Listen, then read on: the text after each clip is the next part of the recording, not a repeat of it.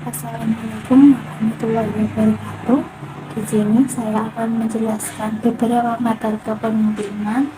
Adapun yang pertama yaitu pemahaman kepemimpinan yang dikutip dari buku Hitahian W. Sarmadi tahun 2021, Filsafat dan Teori Kepemimpinan yang diterbitkan oleh Ahli Media Press.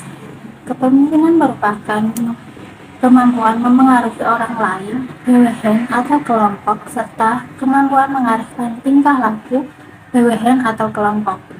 Pemimpin memiliki kemampuan atau keahlian khusus dalam bidang yang diinginkan oleh kelompoknya guna mencapai tujuan organisasi. Pemimpin dapat menunjukkan dominasi yang didasari atas kemampuan pribadi yang sanggup mendorong atau mengajak orang lain untuk berbuat sesuatu yang disetujui oleh kelompok yang memiliki keahlian khusus yang tepat pada situasi tertentu. Kepemimpinan sendiri merupakan ilmu terapan dari ilmu sosial, ilmu administrasi, dan ilmu kepemimpinan. Kepemimpinan pada hakikatnya memberikan pemahaman dan penafsiran yang luas terhadap perilaku pemimpin serta pendekatan dalam pemecahan permasalahan yang dapat dilakukan oleh pemimpin. Kepemimpinan dibentuk dalam proses yang panjang dan konsisten, dengan pemahaman dan eksistensi yang bergerak dinamis, sejalan dengan perkembangan zaman dan peradaban. Hanya para pemimpin perusahaan yang mengenali tantangan baru dan bergerak cepat untuk beradaptasi dengannya yang akan mendapatkan perusahaan pada posisi terbaik untuk mengakselerasi pertumbuhan perusahaan. Adapun fungsi dari kepemimpinan sendiri meliputi memprakarsai struktur organisasi, menjaga adanya koordinasi dan integrasi dalam organisasi agar lebih efektif, mengatasi pertentangan serta konflik-konflik yang muncul, serta melakukan evaluasi, mengadakan perubahan inovasi, pengembangan dan juga penyempurnaan dalam organisasi. Yang kedua, yaitu perbedaan pemimpin dan bos yang dikutip dari buku Pratamadian tahun 2021 dengan judul Konsep Kepemimpinan Belajar Menjadi Pemimpin yang diterbitkan oleh Wikipedia. Pada dasarnya, pemimpin itu tidak sama dengan bos. Mengatur sebuah tim bukan berarti akan menjadi seseorang menjadi pemimpin. Ketika cara memimpin itu salah dan kurang efektif, hasilnya adalah biasa-biasa saja. Bahkan dapat membuat kondisi tim itu menjadi lebih buruk. Itulah yang membuat perbedaan antara bos dan pemimpin. Memiliki kualitas yang baik dalam memimpin dan menginspirasi memang menjadi sebuah tantangan yang nyata. Adapun beberapa poin perbedaan mengenai pemimpin dan bos. Yang pertama yaitu seorang pemimpin akan menginspirasi, sedangkan bos itu mengintimidasi. Kebanyakan orang yang memiliki jiwa pemimpin adalah orang yang dapat menginspirasi anggotanya untuk terus berkembang dan belajar, serta memberikan tantangan kepada para anggotanya untuk mengenali kelebihannya dan juga membantu mereka dalam kelemahannya. Pemimpin bukanlah orang yang sempurna, akan tetapi bagaimanapun juga ia dituntut untuk menjadi inspirasi dan bagi seluruh anggotanya. Pemimpin tidak boleh memiliki sifat pesimis, namun harus selalu optimis, positive thinking dalam hal-hal yang mengarahkan pada kebaikan. Pemimpin juga harus selalu ada untuk para anggotanya, seperti menjadi penampung aspirasi dan menjadi tempat untuk konsultasi bagi para anggotanya. Sedangkan seorang bos biasanya cara berpikirnya untuk menunjukkan kekuasaan dan mementingkan kehormatan daripada bagaimana cara mencapai tujuan dari tim. Seorang bos akan melakukan berbagai cara untuk dapat mempertahankan kekuatan dan kekuasaannya.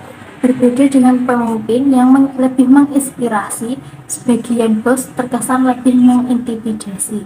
Bos akan sering membuat target dan akan terus menekan anggotanya agar dapat dan segera mencapai target yang sudah dibuat olehnya. Yang kedua yaitu pemimpin lebih mendengarkan, sedangkan bos terkesan kaku. Mendengarkan kritik dan saran dari para anggota adalah hal yang sangat penting bagi pemimpin. Ia akan selalu membutuhkan hubungan timbal balik dari anggotanya dan mengambil tindakan apabila ada satu hal yang menjadi perhatiannya, seperti contoh ide baru dari para anggota.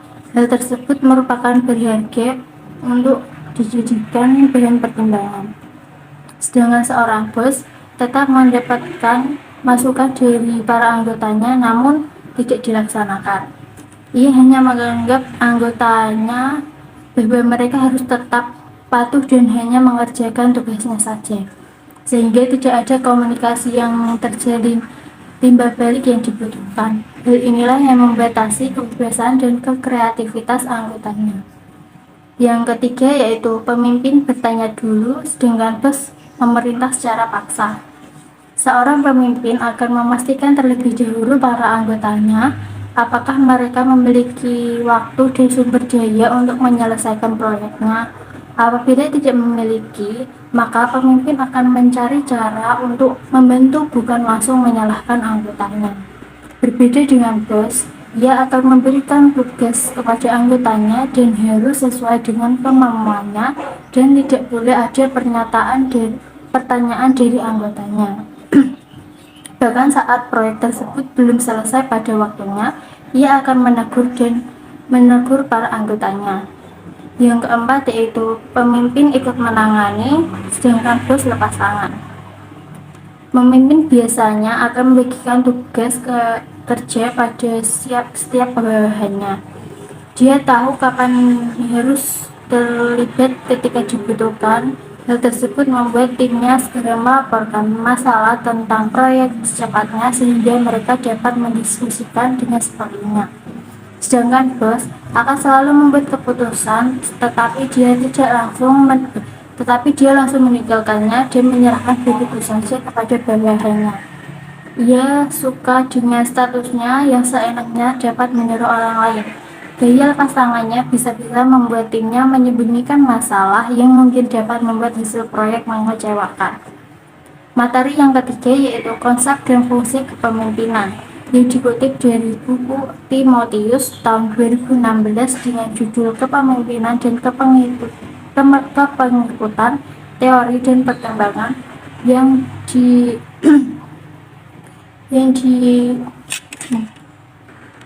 diterbitkan oleh CV Andy Offset. Terdapat beberapa pendekatan untuk menggerakkan para anggota atau organisasi, antara lain memotivasi atau membujuk para anggota menjadi teladan, menetapkan reward, dan memaksa dengan hukuman dan public speaking. Semua pendekatan tersebut bisa diterapkan tergantung pada situasi dan kondisinya. Kepemimpinan dan pemimpin adalah dua hal yang berbeda, meskipun keduanya tidak dapat benar-benar dipisahkan. Pemimpin lebih mengacu pada seseorang atau kelompok orang yang memimpin suatu organisasi. Sedangkan kepemimpinan adalah sistem atau koordinasi aktivitas dari para pemimpin untuk mencapai tujuan organisasi. Sistem tersebut mencakup budaya, nilai-nilai, prosedur, dan aturan-aturan yang berlaku untuk menata dan menjadi dasar semua tindakan, perilaku, dan pembuatan keputusan. Pemimpin dan kepemimpinan merupakan seni dan keterampilan seseorang dalam memanfaatkan kekuasaannya untuk memengaruhi orang lain agar melaksanakan aktivitas tertentu yang diarahkan berdasarkan tujuan yang sudah ditetapkan. Adapun fungsi dari kepemimpinan meliputi sebagai koordinator. Koordinasi dapat menjaga stabilitas, tetapi juga mendorong perubahan yang diperlukan. Dapat menjaga tradisi, tetapi juga mengarah pada kemajuan. Untuk itu, diperlukan pemikiran yang terpadu dan komprehensif, sehingga dapat menganalisis setiap masalah yang muncul dan mencari jalan keluar yang tepat. Yang kedua itu sebagai pemandu. Pemimpin melapori dan memimpin perubahan. melakukan sesuatu yang baru, dan bila perlu mengubah visi yang kurang tepat. Seorang pemimpin seharusnya mengkatalisasi, memotivasi, dan menciptakan arah perubahan dari apa yang menjadi jadi apa yang dapat menjadi. Pemimpin melakukan perubahan organisasi, perubahan perilaku, dan motivasi pengikut dan jajaran pimpinannya. Yang ketiga yaitu sebagai otak organisasi. Pemimpin diibaratkan sebagai otak yang harus mengoordinasi gerak dan arah yang harus dilakukan oleh anggota tubuh untuk sampai kepada sebuah tujuan. Pemimpin juga harus menjaga, membangun, dan mengembangkan hubungan-hubungan dalam setiap aspek kehidupan organisasi. Pemimpin juga tidak lepas dari peran orang lain atau pengikut, tergantung pada energi dan usaha yang lain. Pemimpin harus mengembangkan dan menggunakan potensi penuh dari setiap pengikut. Yang keempat yaitu sebagai panutan. Kepemimpinan memerlukan kerjasama untuk mencapai hasil yang tidak dapat dilakukan perorangan. Pemimpin tidak boleh hanya tertarik pada peningkatan produktivitas dan laba saja, melainkan juga harus mampu mengeluarkan atau memunculkan kemampuan terbaik dari para pengikutnya. Kepemimpinan tidak dapat diciptakan atau dipromosikan dan tidak dapat diajarkan atau dipelajari. Yang dapat dilakukan ialah membuat kondisi-kondisi yang mengasah kualitas kepemimpinan menjadi lebih potensial dan efektif. Materi yang keempat yaitu teori-teori kepemimpinan yang dikutip dari buku Rifa Ijazal Mulyadi Dedi tahun 2003 dengan judul Kepemimpinan dan Perilaku Organisasi edisi ketiga yang diterbitkan oleh PT Raja Grafindo Persada. Kepemimpinan merupakan pengalaman manusia yang rasional dan emosional. Kepemimpinan meliputi tindakan dan pengaruh berdasarkan atas alasan dan logika di samping berdasarkan inspirasi dan keinginan. Situasi kepemimpinan sangat kompleks karena orang berbeda pemikiran, perasaan, harapan, impian, kebutuhan, ketakutan, tujuan, ambisi, kekuatan, dan kelemahan. Para pemimpin dapat menggunakan taktik-taktik rasional atau emosional untuk memengaruhi para bawahannya. Akan tetapi, pemimpin juga harus dapat mengukur konsekuensi dari tindakan tersebut, sehingga dapat disimpulkan bahwa kepemimpinan yang baik adalah lebih daripada sekadar kalkulasi dan perencanaan atau mengikuti checklist. Walaupun analisis rasional dapat mengembangkan kepemimpinan yang baik, kepemimpinan yang baik juga meliputi menyentuh perasaan bawahan dan emosi memainkan peran penting dalam kepemimpinan. Teori kepemimpinan juga sebagai teori kepemimpinan, misalnya kepemimpinan transformasional dan kepemimpinan transaksional. Kedua gaya kepemimpinan tersebut mempunyai pola perilaku tertentu yang berbeda dalam memengaruhi pengikutnya. Adapun teori-teori kepemimpinan meliputi yang pertama, teori kepemimpinan dilahirkan atau dibuat. Menurut teori ini, para pemimpin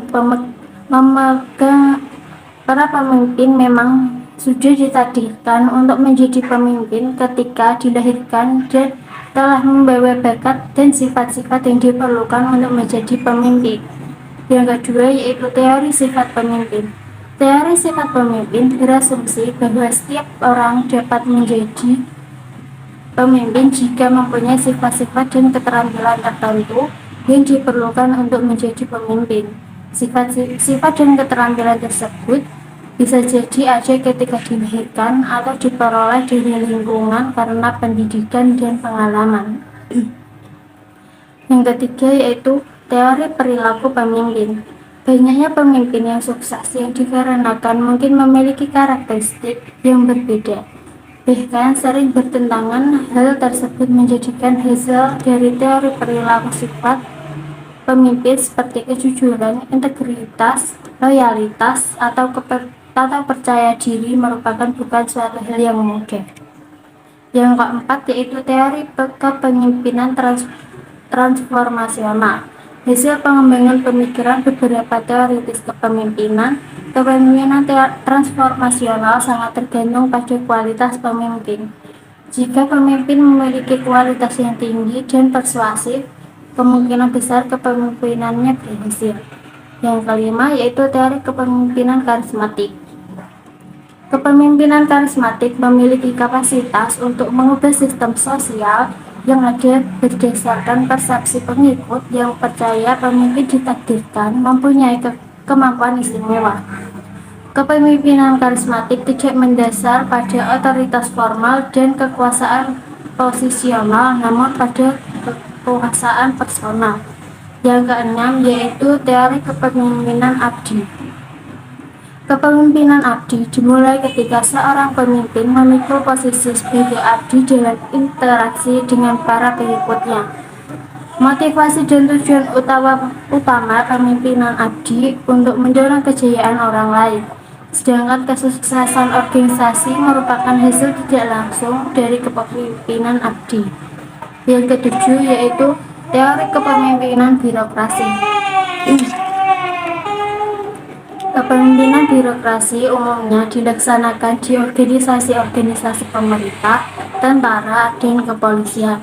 Karakteristik dari kepemimpinan ini yang pertama adalah adanya pemimpin yang tertinggi, pemegang kekuasaan tertinggi seperti presiden atau panglima tertinggi yang menduduki jabatan tersebut karena dipilih secara sah. Kedua, kepemimpinan birokrasi dilaksanakan berdasarkan ketentuan yang ditetapkan dalam Undang-Undang Dasar. Ketiga, fungsi, tugas, dan aktivitas sangat banyak disusun sistem pendelegasian kekuasaan dalam bentuk struktur organisasi. Yang kedelapan yaitu teori kepemimpinan spiritual.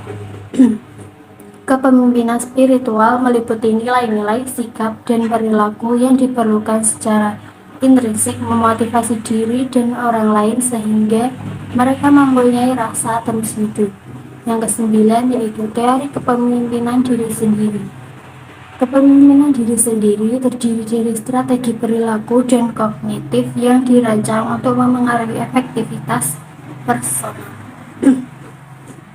Strategi kepemimpinan diri sendiri umumnya dikelompokkan menjadi 3 kelompok, yaitu strategi terfokus pada perilaku, strategi imbalan alami, dan strategi pola berpikir konstruktif.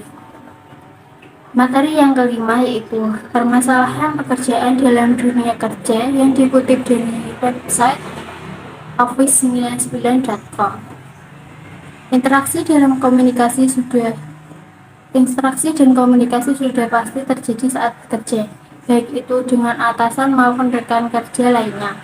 Tak hanya itu, berbagai perbedaan kepentingan maupun kepribadian tentu juga dialami di lingkungan kerja. Hal itu wajar terjadi mengingat setiap manusia merupakan sosok yang kompleks dan unik. Senang atau tidak, bagaimanapun juga pasti akan muncul beberapa kendala atau masalah saat bekerja. Masalah yang terjadi pun sedikit banyak dapat berdampak di lingkungan kerja. Contohnya adalah pekerjaan yang menjadi kurang maksimal karena kurangnya komunikasi.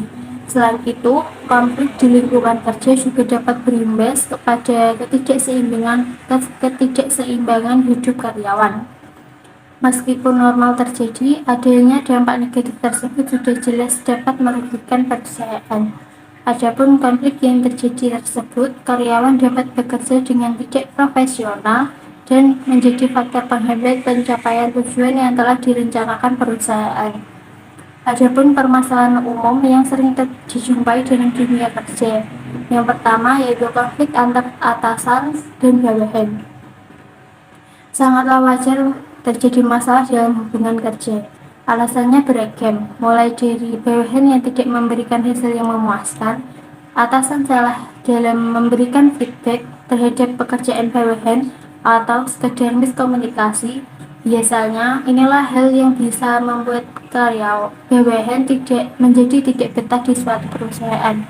Maka dari itu, penting untuk mengatasi konflik antara atasan dan bawahan dengan bijaksana. Yang kedua, yaitu konflik antar karyawan. Terkadang konflik pun terjadi antar karyawan, entah antar karyawan yang kurang akur atau salah seorang karyawan yang merasa direndahkan.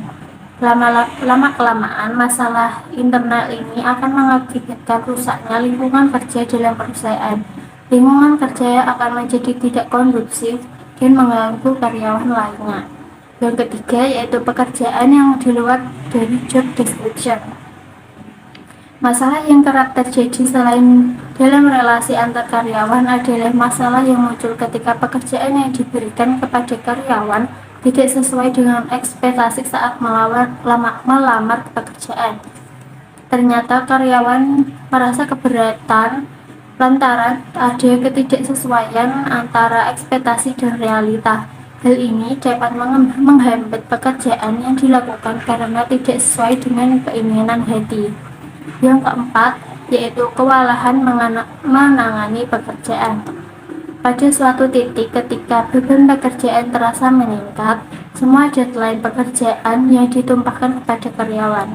Kemudian karyawan akan kewalahan membagi-bagi waktu untuk menyelesaikan seluruh pekerjaan tersebut.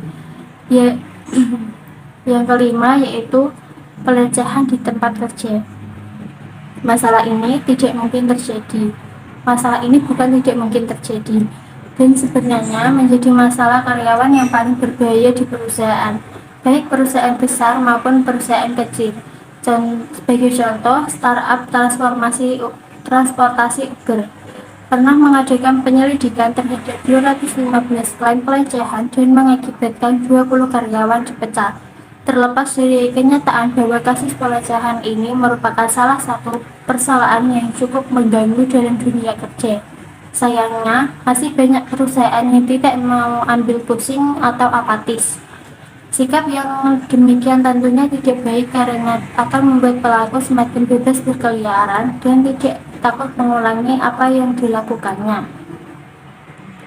Yang keenam, yaitu sumber-sumber kekuasaan yang dikutip dari buku Simanjuntak Mariana DKK tahun 2021 dengan judul Perancangan Organisasi dan Sumber Daya Manusia yang diterbitkan oleh Yayasan Kita Menulis. Kekuasaan sangat diperlukan dalam kepemimpinan. Kekuasaan tidak sama dengan kepemimpinan, akan tetapi kekuasaan merupakan salah satu masukan dalam proses kepemimpinan. Irawan 2014. Menurut Burns, 1978 menyatakan kepemimpinan merupakan bentuk khusus dari kekuasaan. Berdasarkan pernyataan tersebut dapat dinyatakan bahwa kekuasaan sangat penting bagi kepemimpinan, sehingga secara teoritis mendefinisikan kepemimpinan dalam pengertian kekuasaan. Kekuasaan dapat diperoleh dari berbagai sumber yang dibedakan menjadi kekuasaan formal dan kekuasaan personal. Kekuasaan biasanya dikaitkan dengan konsep kepemimpinan, di mana kepemimpinan merupakan mekanisme kunci dari kekuasaan guna memungkinkan suatu hal terjadi. Kekuasaan seseorang tidak muncul dengan sendirinya, namun memiliki sumber-sumber kekuasaan. Seseorang yang menguasai sumber-sumber kekuasaannya dan berpotensi menggunakannya untuk membuat orang lain di bawah kekuasaannya, artinya berpengaruh penggunaan sumber kekuasaan akan dapat membuat perubahan di perusahaan dengan mengkombinasikan berbagai sumber-sumber kekuasaan sehingga kekuasaan tersebut efektif dalam mencapai tujuannya. Paramita 2011 menyatakan sumber-sumber kekuasaan dalam organisasi berdasarkan kedudukan memiliki pengaruh potensial yang berasal dari kewenangan yang sah, yaitu terdiri dari kewenangan formal, yaitu kewenangan yang mengacu pada hak prerogatif, kewajiban dan tanggung jawab seseorang berkaitan dengan kedudukannya. Yang kedua, yaitu kekuasaan pribadi, menjelaskan bahwa kelompok sumber kekuasaan berdasarkan kedudukan akan berlimpah pada orang-orang yang secara hierarki mempunyai kedudukan dalam organisasi. Sedangkan Robbins 1965 menyatakan sumber kekuasaan dikategorikan dalam dua lokus, yaitu kekuasaan formal. Bisa datang dari kemampuan seorang pejabat melakukan tindak koersif, reward, juga otoritas. Yang kedua yaitu kekuasaan personal, di mana mereka tidak harus mempunyai posisi formal untuk berkuasa. Kekuasaan ini datang dari karakteristik unik mereka. Sedangkan menurut Morgan 2006 menyatakan tentang sumber-sumber kekuasaan dalam organisasi yang mana berasal dari yang pertama yaitu otoritas formal, kendali sumber daya langka, penggunaan struktur, aturan, kebijakan organisasi, kendali proses pembuatan keputusan, kendali pengetahuan dan informasi, kendali batasan organisasi, kendali teknologi, aliansi interpersonal, jaringan dan kendali atas organisasi informal, simbolisme dan manajemen makna, gender dan manajemen hubungan berbasis gender, faktor-faktor struktural yang menentukan tahapan-tahapan tindakan kekuasaan yang telah seorang miliki. Materi yang ketujuh yaitu sifat-sifat kepemimpinan yang dikutip dari buku Sagale Saiful tahun 2018 dengan judul Pendekatan dan Model Kepemimpinan yang diterbitkan oleh Prenada Media Group. Satu pendekatan paling awal digunakan untuk penelitian kepemimpinan adalah pendekatan sifat. Sifat-sifat yang dimiliki pribadi seorang pemimpin. Studi yang dilakukan oleh para ahli menyatakan keberhasilan dan kegagalan seorang pemimpin. Sifat atau ciri pemimpin itu yang menandakan bahwa pemimpin itu dapat memimpin organisasi secara efektif. Sifat pemimpin ini juga dapat menggambarkan perbedaan antara satu pemimpin dengan pemimpin lainnya dilihat dari pendekatan, gaya, stabilitas, dan strategi kepemimpinan. Meskipun berbeda tetapi sama-sama menunjukkan kepemimpinan yang efektif. Pemimpin tidak harus memiliki intelijensi yang tinggi untuk menjadi seorang pemimpin. Namun memiliki hal yang tepat atau sifat yang mempunyai kesempatan yang baik menjadi pemimpin yang efektif. Sifat lain dari pemimpin adalah kecerdasannya. Sehingga pemimpin itu adalah orang yang intelektual atau intelijensi yang tinggi, berakal, dan mudah memahami sesuatu. Pemimpin yang cerdas berpikir secara rasional dan memakai sumber-sumber organisasi secara efektif dalam mengatasi masalah dan tantangan. Sifat ini menunjukkan bahwa pemimpin itu merupakan individu yang memiliki keunikan yang berbeda antara satu pemimpin dengan pemimpin yang lainnya. Terdapat 7 sifat yang berkaitan dengan kepemimpinan efektif hasil studi S.A. Kirkpatrick dan E.A. Locke tahun 1991 dijelaskan dengan singkat oleh Robbins dan Coulter tahun 2010. Sifat terkait kepemimpinan yaitu yang pertama sebagai penggerak, di mana pemimpin menunjukkan tingkat usaha yang tinggi. Mereka memiliki keinginan yang relatif tinggi terhadap keberhasilan, ambisius, memiliki banyak energi, tidak kenal lelah dalam aktivitasnya, dan menunjukkan inisiatif. Yang kedua yaitu hasrat. Hasrat yang kuat untuk memimpin, memengaruhi, dan menerima tanggung jawab. Yang ketiga yaitu kejujuran dan integritas. Membangun hubungan percaya dengan bawahannya dengan cara jujur dan tidak berkhianat. Yang keempat yaitu kepercayaan diri. Dalam hal ini pengikut mencari pemimpin yang tidak ragu-ragu, yaitu pemimpin yang dapat menunjukkan kepercayaan diri agar dapat meyakinkan bawahannya. Yang kelima yaitu kecerdasan. Bawahan membutuhkan pimpinan yang cerdas agar dapat mengumpulkan, menyatukan, menafsirkan banyak informasi, menciptakan visi, memecahkan persoalan, dan mengambil keputusan yang secara tepat. Yang keenam yaitu pengetahuan yang relevan mengenai pekerjaan. Dengan memiliki pengetahuan yang mendalam, pemimpin dapat membuat keputusan terbaik dan memahami implikasi keputusan tersebut. Yang ketujuh yaitu extraversion.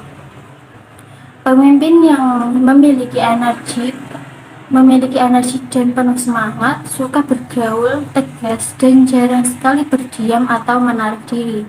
Dengan memiliki sifat yang tepat, maka kemungkinan besar seorang individu dapat menjadi seorang pemimpin yang efektif. Nah, sekian penjelasan dari beberapa materi dari kepemimpinan dari saya. Saya Adinda Dwi Hanifa dengan NIM 2726, mata kuliah kepemimpinan kelas MA. Mohon maaf apabila terdapat salah kata maupun perbuatan. Sekian dari saya. Assalamualaikum warahmatullahi wabarakatuh.